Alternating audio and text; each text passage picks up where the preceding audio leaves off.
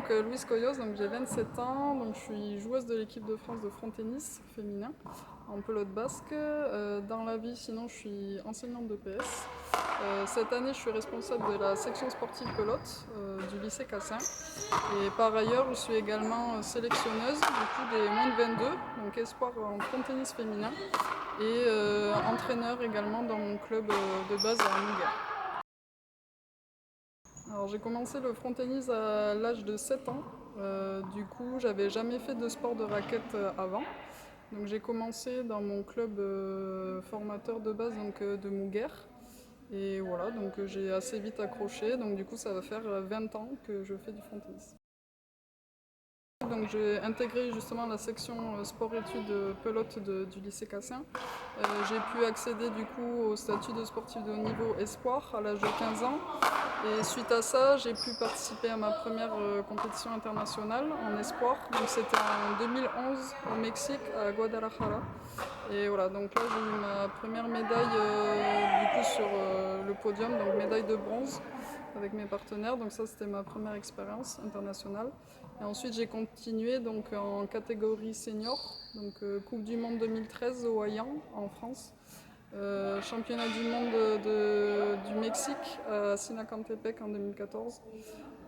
Coupe du monde au Chili 2016 à Santiago.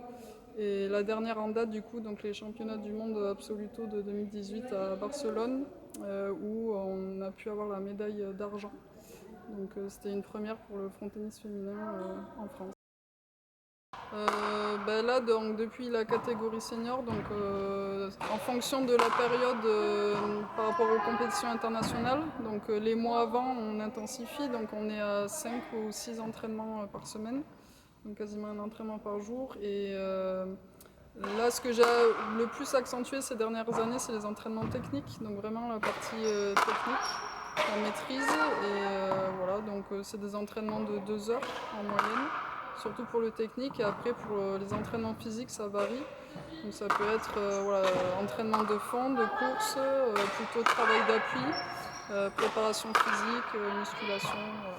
Oui, donc les entraînements physiques, donc en fonction des périodes de l'année aussi, ça varie. Donc on est surtout en extérieur sur la période hivernale, donc c'est là qu'on travaille surtout le fond. Travail plutôt aérobie. Ensuite, on passe plutôt donc, sur travail de fractionné, donc plutôt plus en puissance, donc là plutôt en aérobie. Et voilà, on varie après en fonction des compétitions et des moments importants de l'année. Donc, la nutrition c'est très important quand on est athlète de haut niveau et même de manière générale. Donc il faut, voilà, ce qui est important en fait c'est de surtout varier ses plats, qu'il y ait un apport protéique qui soit important. Notamment, surtout, moi, ce qui fait la différence en compétition, c'est notamment sur les petits déjeuners.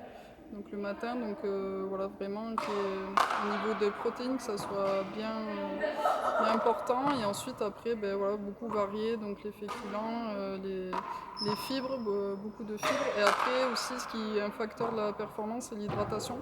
Donc voilà, beaucoup varier son hydratation, qui a un apport aussi à ce niveau-là. Il y en a pas mal. Je vais pas être galante cette fois-ci, je vais peut-être démarrer par les hommes. Voilà, hein, les frères Rodriguez Faisal, donc voilà, Beto et Touli. Donc ça reste des références quand même dans le monde du front tennis. Voilà, ils sont complets dans tous les domaines, mais surtout pour la maîtrise technique, quoi, assez impressionnant. Donc j'ai eu la chance justement d'avoir un entraînement un peu particulier avec Beto et qui m'a beaucoup servi. Et voilà, après il y a d'autres joueurs, mais c'est vraiment les deux premiers noms.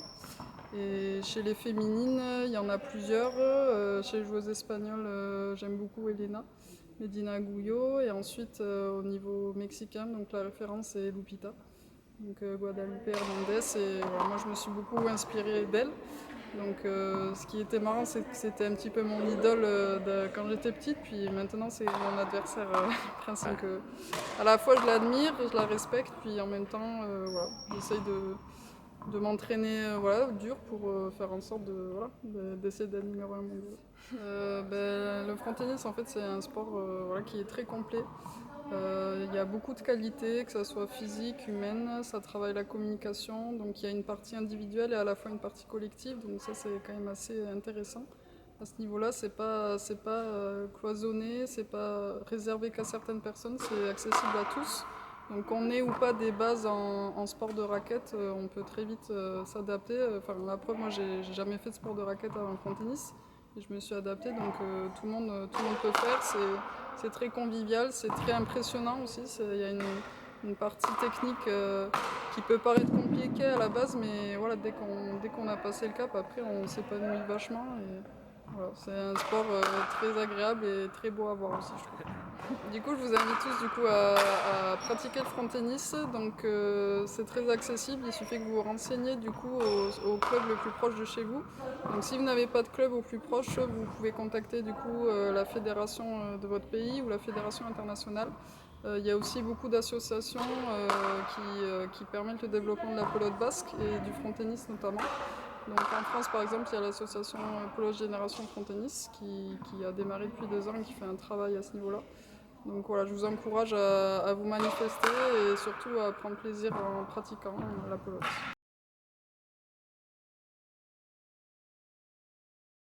Merci beaucoup à Pelotari TV pour l'interview et j'espère qu'on se reverra bientôt sur la cantine.